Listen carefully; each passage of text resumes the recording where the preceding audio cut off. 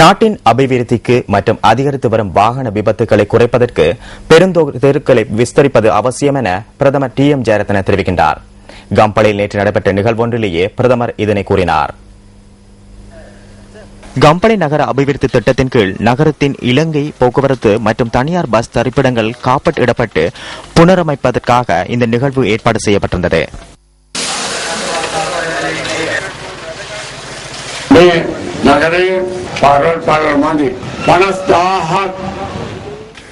இந்த நாட்டில் போதுமான அளவு வீதிகள் இல்லை.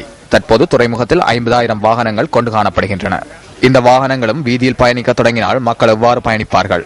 வீதி விபத்துகளினால் 2,000 பேர் வரை உயிரிழப்பதுடன் 8,000 பேர் காயமடைகின்றனர். இதிலிருந்து மக்களை நாம் காப்பாற்ற வேண்டும்.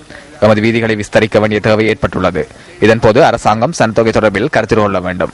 எதிர்காலத்தில் பல வழிகளை கொண்ட பாதைகளை கொண்ட வீதிகளை அமைக்க அரசாங்கம் திட்டமிட்டுள்ளது. இந்த நகரத்தை அபிவிருத்தி செய்யக்கூடிய திட்டங்களை அமைப்பதற்கு நாம் எண்ணியுள்ளோம்.